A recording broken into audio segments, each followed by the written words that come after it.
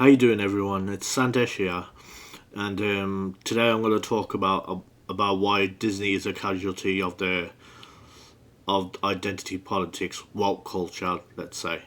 Anyway, I'm referring to an article on spikedonline.com. I'll leave the link in the description. Anyway, and I'm going to go through the article. So, forgive me if I don't look through the camera too much. Anyway, the entertainment giant is paying a heavy price for trying to shove identity politics down our throats. The Walt Disney Company is in deep trouble. Its last four high-profile releases bombed at the box office, losing over $1 billion between them. Once Hollywood's most successful film studio, Disney was dethroned last year by Universal Pictures. The reason for Disney's decline: it has gone woke to an almost comical degree.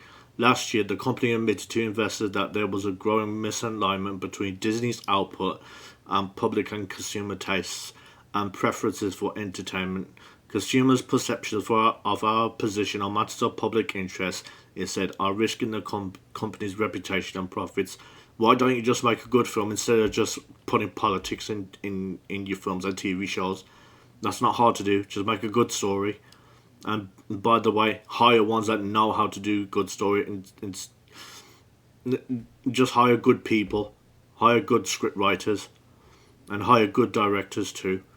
Viewing figures and box office sales spell this out clearly. Audiences are growing sick of the woke slop that Disney has been serving them. They are tired with scripts that are weighed down by clunky political messaging. They are fed up with storylines being mangled to fit progressive narratives. They are irked by Disney's desire to lecture them instead of entertain them. Exactly. It's like they're telling you off if you don't like their products, if you don't like their film or their TV shows. It's like they're pointing their finger at you, telling you stop it, like our stuff now. Even Disney franchises that were once guaranteed moneymakers have struggled to excite audiences of late. Marvel Studios, which is owned by Disney, used to regularly break box office records with its billion-dollar superhero films. As recently as 2019, Avengers Endgame became the second highest grossing movie of all time, but last year, Marvel registered its worst ever year at the box office. Its biggest flop last year was The Marvels, which failed to break even.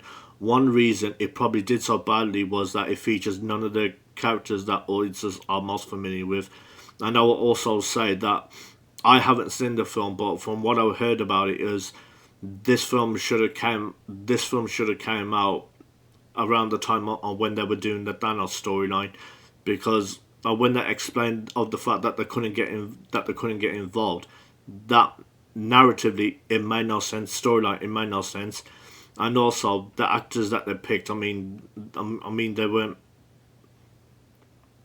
weren't box office caliber actors, and I've heard that the actors were not box office ones, and also that the characters were also pretty boring. I've heard, and it was done by an indie filmmaker that pretty much only had like a few films on her belt. That's it. The Marvel focuses, one reason it probably did so badly was that it features none of the characters that audiences are most familiar with.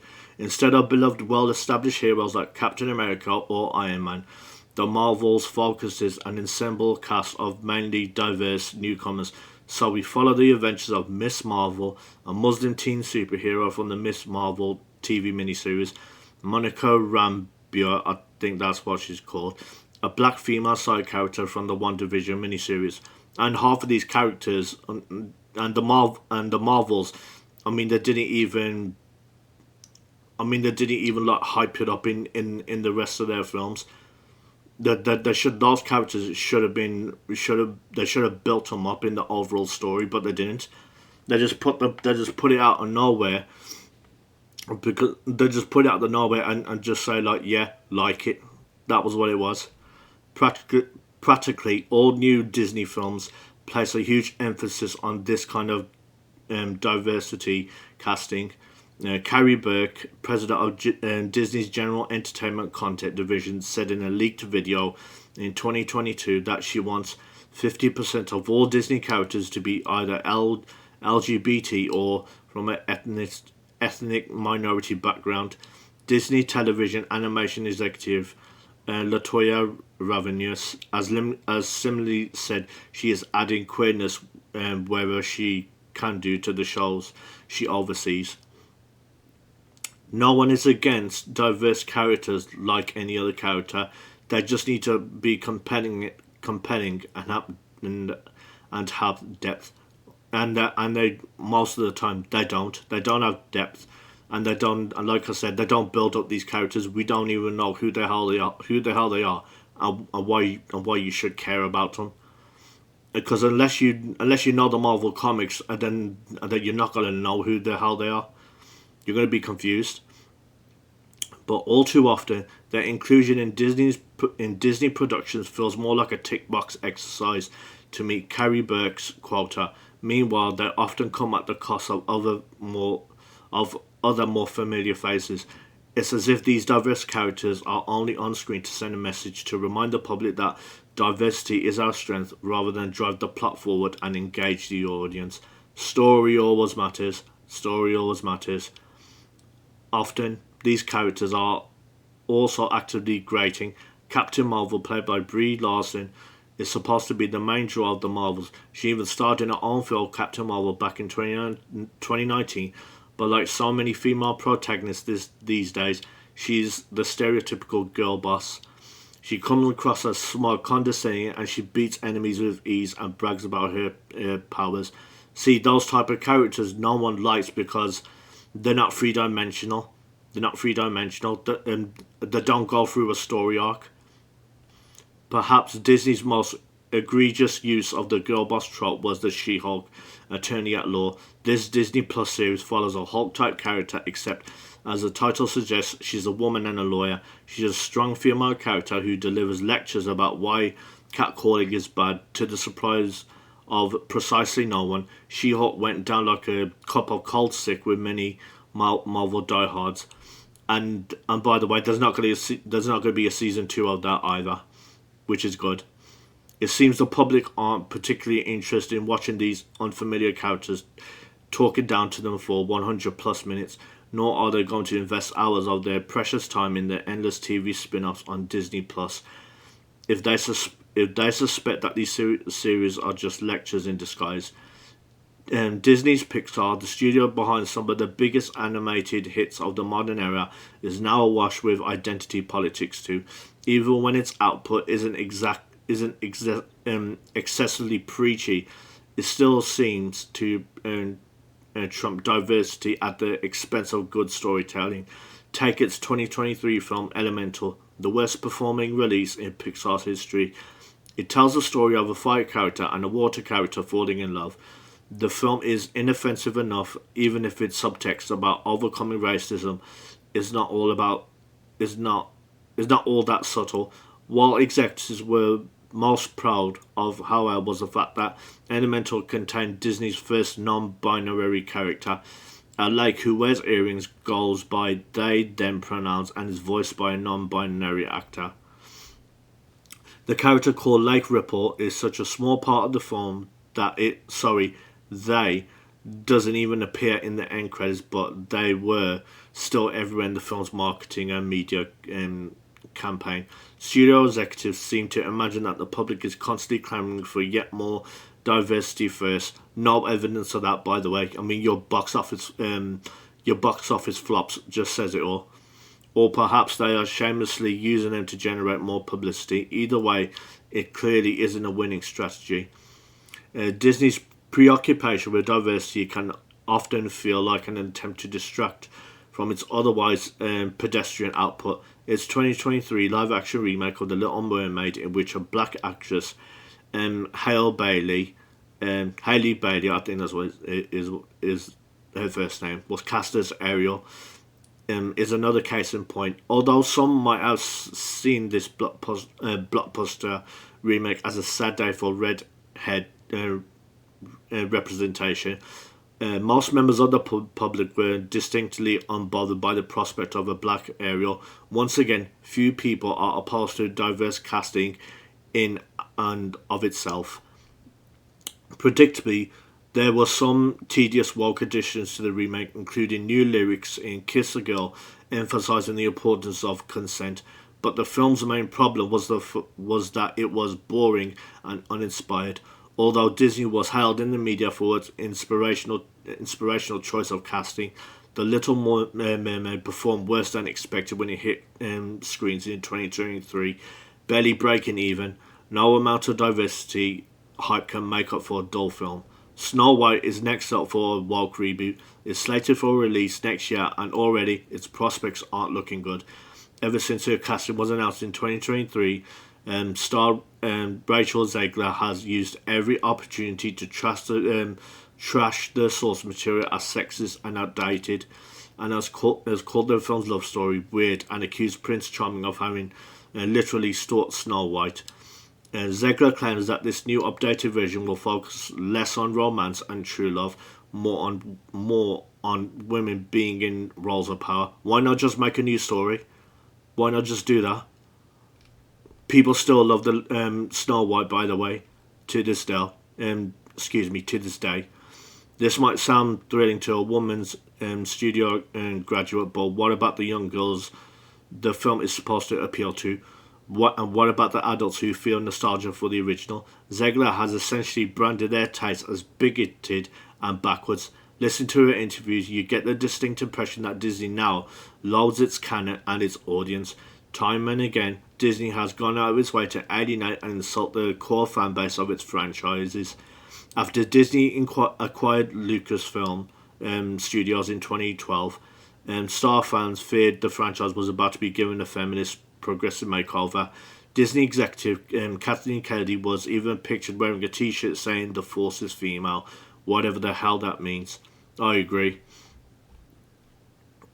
They need to get rid of her, by the way, Kathleen Kennedy. They really need to get rid of her. I don't know why.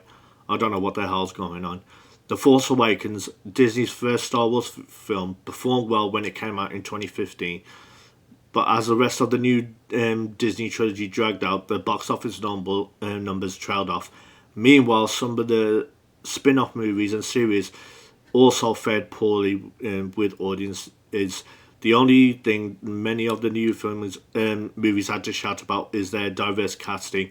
The Force Awakens, I'm going to give it a pass because the only reason was that was the first Star Wars film after the end of the prequels, and so I'm going to give that one a pass.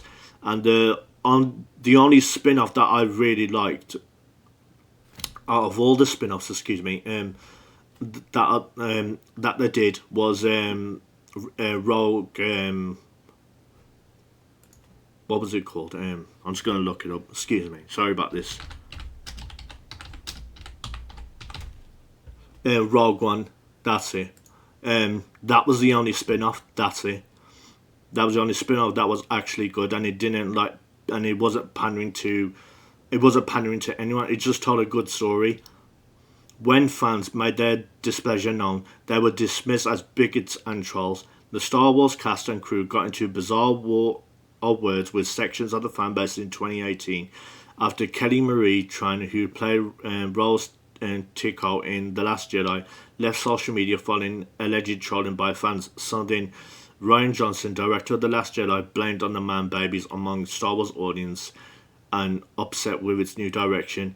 Well, the thing is, first of all, you killed off Luke Skywalker, which made no sense. You made him look like a grumpy idiot, and also, and Rose Tico's character. Let's be honest, she was nothing. She was a nothing character. When Disney isn't infuriating its own audience, it is cancelling its own actors. In 2021, Gina Carano, who starred in the Star Wars spin-off series The Mandalorian, shared an Instagram story comparing being a Republican in 21st century America to being Jewish during the Holocaust. Carano was almost immediately fired by Disney for denigrating people based on their cultural and religious identities. The comparison was in poor taste, yeah, but to smear Carano as an anti-Semite, not least when Hollywood A-listers have spent most of the previous years comparing Trump's America to Nazi Germany, was both wrong and outrageously hypocritical. Corona maintains that the real reason she was fired was because she was an outspoken conservative. By the way, that's and Hollywood hate conservatives. It's obvious. They hate Chris Pratt. I can tell they do, because the thing is, since he's a Christian, and it won't surprise me that he's a conservative, but I wouldn't care that he is. His politics, I mean, I'm not bothered about. Who has mocked woke practices like stating preferred pronouns. She is now suing Disney for wrongful termination and is being backed in her fight by Elon Musk. She's definitely got to win that, no doubt about it. Disney has even taken to making political interventions out in the real world. Since 2022, in the US state of Florida, home to Disney's biggest theme park and resort, the Walt Disney Company has been locked in a fierce battle with Governor Ron DeSantis over something entirely unrelated to Disney's business interests, namely the place of transgender ideology in schools. DeSantis' parental rights in education act bans classroom instruction on issues of sexual orientation or gender identity for school kids under the age of 10. Disney, apparently outraged by the prospect of preteens being denied on indoctrination into gender identity ideology, pledged to donate $5 million to organizations opposing the law. In retaliation, Disney revoked the special tax status that the Walt Disney World Resort has enjoyed since the 1960s. Not only did this spat cost Disney its tax breaks, it also damaged its image as a family-friendly company. And they stopped being a family-friendly company as far as I'm concerned. Most parents agreed with DeSantis that gender ideology is an inappropriate subject for under 10s. Definitely. I mean, they're kids. Why the hell would you want to? Put teach gender ideology to children under 10 for? I mean, they're still kids. They just want to be kids at that age, and we're baffled that Disney would say otherwise. After the skirmish with DeSantis, Disney's approval rating, among Americans tumbled by more than 25% percentage points. The woes facing Disney illustrates the powerful hold wokeness now has on big corporations, even in the gaming landscape. I mean, look at Sweet Baby Inc. It's as if Disney's leaders felt compelled to toe the line on the identity agenda. I'll just say it like that. They were prepared to trash the company's reputation and alienate its fans, seemingly just to signal their allegiance to this new elite ideology. Perhaps those billion-dollar losses will finally break the spell. Anyway, that's all for this video. Please like, comment and subscribe on this video, and please let me know what you think about Disney now. Do you still like Disney, or do you think that Disney's crumbling and the end is coming? I've heard that BlackRock is a investor in Disney. I'm not sure if that's true or not. You might be able to know. You might be able to know more than me. Anyway, that's all. Thanks for watching this video, and I'll see you soon.